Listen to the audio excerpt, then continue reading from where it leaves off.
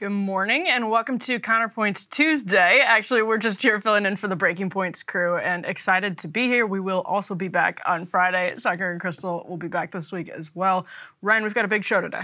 Lots to talk about. Yeah, you know, it feels like these news cycles just never slow down anymore, and it's always a sort of struggle to figure out how to pack everything into one show, especially with the news cycle moving as quickly as it is. Actually, Sagar sent us this morning just more information that we should cover. Sagar can't stay away. Yeah. Sagar can't stay away. Actually out, sadly, of Eastern Europe, and we will get to that in just a moment. But there's big news on the midterm front because a lot of new polling is coming in, and I want to put up this tear sheet from the New York Times. This is A1. It's the headline in the New York Times here: we're exactly 3 weeks away from Election Day. Keep that in mind. Republicans gain edge as voters worry about economy, and that is from a new New York Times Siena poll. Now, the results, if you break them down, are interesting. It shows that 49% of likely voters said they plan to vote for a Republican to represent them in Congress on November 8th. Again, that is exactly 3 weeks from today, compared with 45% who planned to vote for a Democrat. That is an improvement for Republicans since September. Now, also, the most important issues, according to the poll facing Americans, has leapt to 44% from 36% on economic concerns. And that's way higher than any other issue. Plus, Republicans were favored overwhelmingly, that's a quote from the New York Times, by more than a 2-to-1 margin on the economy. So, Ryan, that really does show what happens when money starts to come into these races and when sort of rubber meets the road after the summer.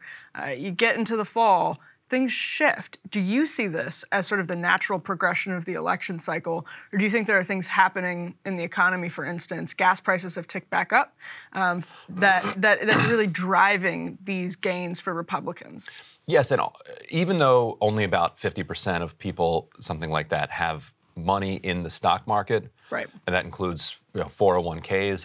The volatility in the stock market filters into our kind of cultural perception of the stability of the economy. Mm-hmm. So and you've seen just these absolutely wild swings. People like predictability.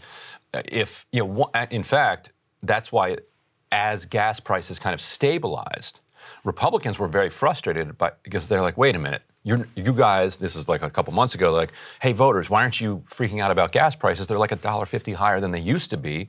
And people are like, yeah, but they're not going up anymore. Mm-hmm. And yes, I don't like that I'm spending more on gas, but it's the movement and it's the unpredictability that creates economic anxiety, like immediate anxiety. And so I think the volatility, the swinging back and forth, I think all of that is contributing toward the economy becoming, more central in voters' minds. The Kansas election was August 2nd? Yes. And there were people who were saying that the interest around it may have peaked just a little bit too early for Democrats. Some of the criticism of Democrats for making abortion rights a major issue, I think, is unfair because it is not exactly Democrats who kind of brought it into, Democrats Absolutely. Didn't overturn Roe v. Wade. Absolutely, yeah. In an election year, in a midterm election year. Now, for the consultants who say, don't talk about the economy because it's too difficult to message on the economy, I think those people absolutely do deserve criticism. Because I think the salience of abortion is so high that you can kind of gesture to it, mm-hmm. and then you can talk about your economic agenda. Because nobody's going to forget that they overturned Roe v. Wade. You don't need to remind them constantly that it happened. Yeah, I think the question of whether it's going to be a sort of deciding factor. And again, one thing a lot of people forget is that midterm elections are about turnout. They're about mm-hmm. energizing the base, and they are often in a state like, for instance, Pennsylvania, Wisconsin, going to be marginal. These are mm-hmm. going to be really close races, and whoever can motivate their base with the most intensity, those little differences can make a huge difference in the outcome of the election, clearly. So it does, to some extent.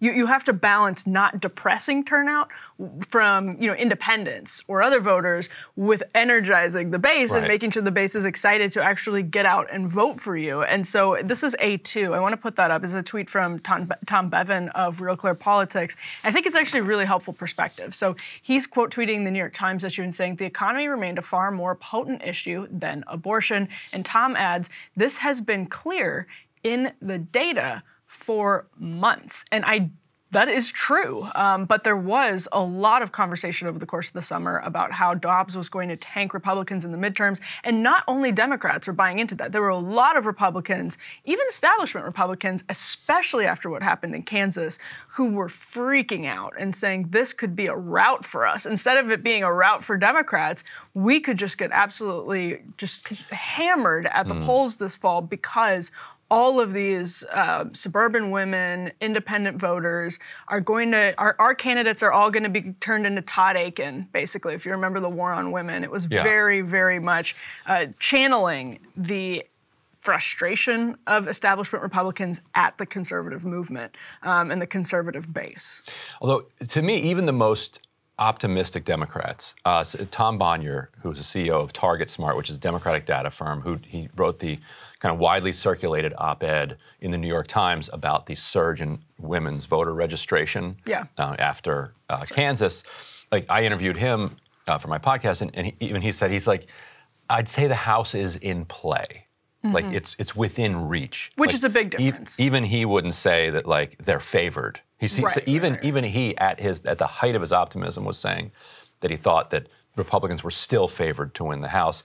Yesterday, he pointed out, he said, look, if you believe every single poll, every individual poll that comes out, then today you have to believe that there's no gender gap, because the New York Times Siena poll finds zero gender gap between men and women when it comes to who they want to control Congress, and nobody believes that that's true. Well, women are going to side with Democrats. Like, that's going to happen. And also, you will have to believe that Democrats are going to comfortably win the Oklahoma gubernatorial election, because a poll came out showing Democrats up by like 8 in that, and it's like, it's a nice poll for Democrats. Don't spend all your money on predicted guessing that the Democrats are going to win Oklahoma. But so on the question, though, of how Democrats could message the economy, Mike Lux, who's a Democratic operative with American Family Voices, was out with a memo that was circulating around town this week. I want to read to you a couple of his suggestions and see if they would resonate with you and your people. All right, so he says, number one, he's like, this is how you message on the economy. One, you say wealthy corporations with monopoly power jacking up prices. He's saying this. And sucking profits. Like this, if you're a Democrat, this is what Democrats should say. Agreed. All right, number two, drug prices, health insurance premiums are going up. Drug prices are going down because of the Inflation Reduction Act. Like, you're paying less because you've got these you got rebates and you got subsidies. So you're paying less for health insurance and drugs.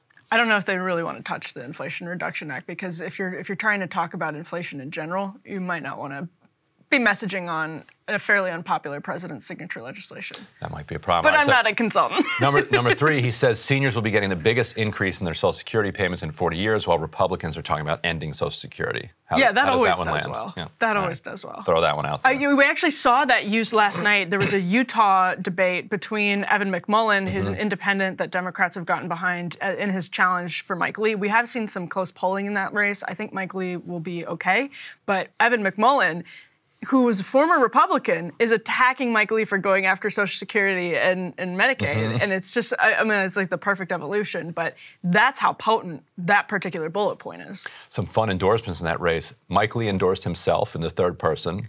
Did you see this? So did McMullin's campaign. It was kind of a weird... Oh, okay. Yeah. And then in the debate, McMullin pointed out that Mike Lee had voted for him in 2016 for president. Right. That was kind of funny. All right, so number four, he said, point out that manufacturing jobs are coming back to the United States. Infrastructure is being rebuilt. This will fix supply chain problems and create millions more good jobs. I like it. And number five, I will fight for the child tax credit, which would give parents $600 a month to help with groceries, gas, and housing, and pay for it by taxing corporations and millionaires. How's that? Great. But nothing about Drag Queen Story Hour. Nothing. Nothing about Drag Queen Story Hour. You tax it. If you don't like it, tax it. You tax it, yeah. No, I mean, and this is getting At least it's talking about it. The debate on the left has been really interesting to watch this week, because there were pieces from David Sirota and Jacobin talking about how Democrats are really struggling to even, it seems like they don't have the will to be taking this economic message to voters. It's like they would rather talk. They would rather just sort of rely on calling Republicans the Handmaid's Tale villains. And that's their sort of signature message. They have been running tons and tons of ads on abortion. And one question that I actually think is an interesting, I'm curious of what you would say, why you would say they have been running those ads despite having plenty of access to this polling. I don't think polling is perfect. I think, as you just highlighted with the Oklahoma governor's race, polling is a real problem for us, period, as an industry. It's a problem for the consultant industry. It's a problem for politics in general. That said, there is evidence. Abortion is not going to help Democrats over the finish line in some of these races, and yet they are running tons on it, and you aren't hearing a lot of the bullets that you just, the messaging of a lot of those bullets. It's not rising to the surface. Some of it they misread, like the Pat Ryan race, for instance, upstate New York, where he ran half of his paid media was on abortion rights, half of it was on how he took on corporate power as a county executive, took on the unpopular utility there. The Democrats focused on one half and not the other half. What Democratic consultants say all the time to candidates is that voters don't trust Democrats on the economy. Therefore, it is very difficult for us to message in 30 seconds on the economy because what we say lands flat. I think Republicans have a flip side problem on some other issues where they're like, look, we're just not trusted on this particular issue, so we're not going to message on it. But to to cordon off the entire economy? What kind of political party is that? Well, and again, I think a lot of it has to do with the fact that if they're going to run on a fairly unpopular president's signature accomplishments, they would rather talk about just about anything else. Although the corporate greed it seems like just a very easy opening for Democrats, but a lot of them probably don't want to go out and bash corporations, even if it's not entirely sincere. Cable news is ripping us apart, dividing the country, making it impossible to function as a society, and making it impossible to know just what is true and what is false. But the good news is they are failing and they know it. That is why we're building something new, a new mainstream, a healthier one, something more trustworthy, something that we are going to need in one of the most pivotal times in American history. We are building up here for the midterms, for the upcoming presidential election, but we need your help. So if you can help us out by becoming a premium member today at breakingpoints.com, we're trying to change America for the better and the entire world. So what are you waiting for, guys? Go to breakingpoints.com and sign up and help us build a new mainstream.